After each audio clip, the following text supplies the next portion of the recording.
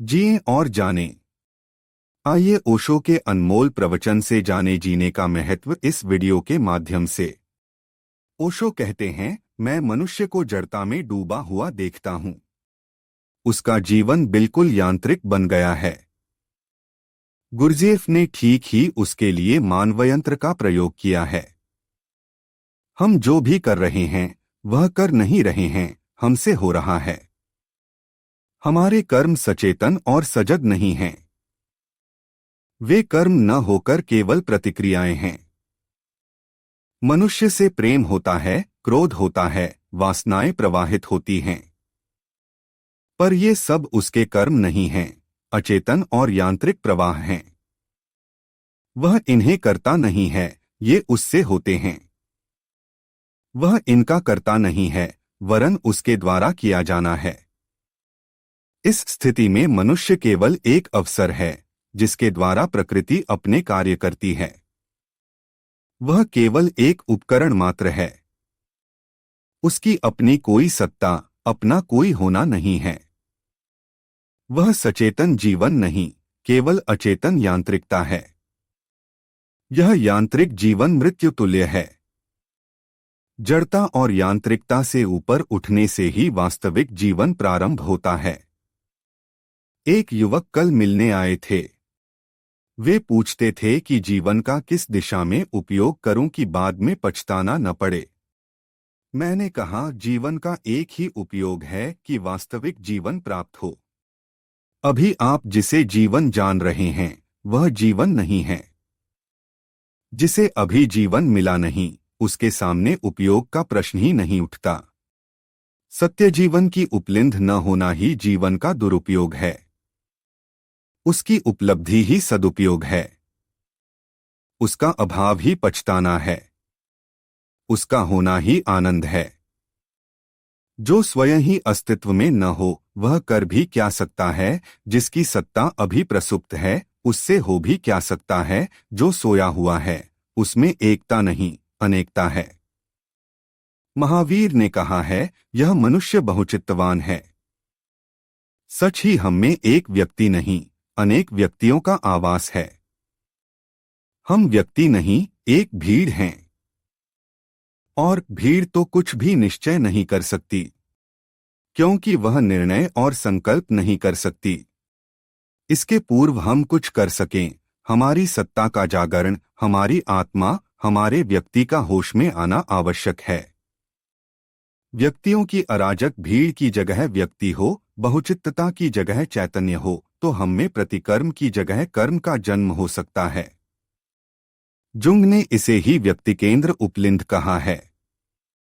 सजग व्यक्ति के अभाव में जीवन के समस्त प्रयास व्यर्थ हो जाते हैं, क्योंकि न तो उनमें एक सूत्रता होती है और न एक दिशा होती है, उल्टे वे स्वविरोधी होते हैं।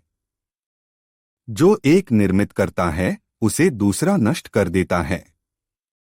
वह स्थिति ऐसी है जैसे किसी ने एक ही बैलगाड़ी में चारों ओर बैल जोत लिए हों और चालक सोया है, फिर भी कहीं पहुंचने की आशा करता है। मनुष्य का साधारण जीवन ऐसा ही है। उसमें लगता है कि गति हो रही है, लेकिन कोई गति नहीं होती। सब प्रयास निद्रित हैं और इसलिए शक्ति के अपव्यय से अधिक कुछ नहीं है। मनुष्य कहीं पहुंच तो नहीं पाता, पर केवल शक्तिरिक्त होता जाता है, और जिसे जीवन समझा था वह केवल एक क्रमिक और धीमा आत्मघात सिद्ध होता है। जिस दिन जन्म होता है उस दिन ही मृत्यु प्रारंभ हो जाती है। वह आकस्मिक नहीं आती है। वह जन्म का ही विकास है। जो वास्तविक जीवन की प्राप्ति में नहीं लगे हैं उन्हें जानना चाहिए कि वे केवल मर रहे हैं। जिन्होंने सत्य जीवन की ओर अपने को गतिवान नहीं किया है, मृत्यु के अतिरिक्त उनका भविष्य और क्या हो सकता है। जीवन के दो अंत हो सकते हैं, जीवन या मृत्यु। या तो हम और बृहत्तर तथा विराट जीवन में पहुंच सकते हैं या समाप्त हो सकते हैं। स्मरण रहे कि जो अंत हो सकता है वह आरंभ से ही मौजूद होता है। आरंभ में जो नहीं है वह अंत में भी नहीं हो सकता। अंत प्रकट होकर वही है जो कि प्रकट होकर आरंभ था। और तब यदि जीवन के दो अंत हो सकते हैं तो उसमें निश्चय ही प्रारंभ से ही दो दिशाएं और संभावनाएं वर्तमान होनी चाहिए। उसमें जीवन और मृत्यु दोनों सन्निहित हैं। जड़ता मृत्यु का बीज है, चैतन्य जीवन का। मनुष्य इनका द्वैत है। मनुष्य जीवन और मृत्यु का मिलन है। मनुष्य चेतना और जड़ता का संगम है। मनुष्य यंत्र भी है, पर उसमें कुछ ऐसा है जो यंत्र नहीं है। उसमें अयांत्रिकता भी है। वह तत्व जो जड़ता और यांत्रिकता को समझ पाता है और उसके प्रति सजग और जागरूक हो पाता है, वही तत्व उसकी अयांत्रिकता है। इस अयांत्रिक दिशा को पकड़कर ही जीवन तक पहुंचा जाता है। मैं जो अपने में चेतना पा रहा हूं, यह बोध पा रहा हूं कि मैं हूं, यह बोध किरण ही मुझे सत्ता में ले जाने का मार्ग बन सकती है।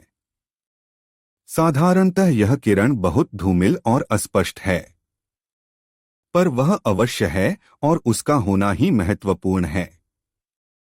अंधेरे में वह धूमिल किरण ही प्रकाश तक पहुंच सकने की क्षमता की सूचना और संकेत है। उसका होना ही निकट ही प्रकाश स्रोत के होने का सुसमाचार है। मैं तो एक किरण के होने से ही सूरज के होने के विश्वास से भर जाता हूं। उसे जानकर ही क्या सूरज को नहीं जान लिया जाता। मनुष्य में जो बोधि किरण है वह उसके बुद्धत्व का इंगित है। मनुष्य में जो होश का मंदासा आभास है वह उसकी सबसे बड़ी संभावना है, वह उसकी सबसे बड़ी संपत्ति है। उससे बहुमूल्य उसमें कुछ भी नहीं है।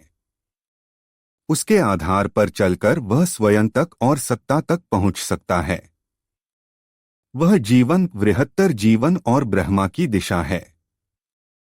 जो उन पर नहीं है वे उसके विपरीत हैं, क्योंकि तीसरी कोई दिशा ही नहीं है। उस पर या उसके विपरीत दो ही विकल्प हैं। अभी जो आभास है उसे या तो विनाश की ओर ले जाया सकता है या विकास की ओर। या तो बोध से बोधि में जाया जा सकता है या फिर और मूर्छा में। सामान्य जीवन का यांत्रिक वृत्त अपने आप संबोधि के प्रकाश शिखरों पर नहीं ले जाता। यह शाश्वत नियम है कि कुछ न करें तो नीचे आना अपने आप हो जाता है, लेकिन ऊपर जाना अपने आप नहीं होता। पतन न कुछ करने से ही हो जाता है, लेकिन उन्नयन नहीं होता।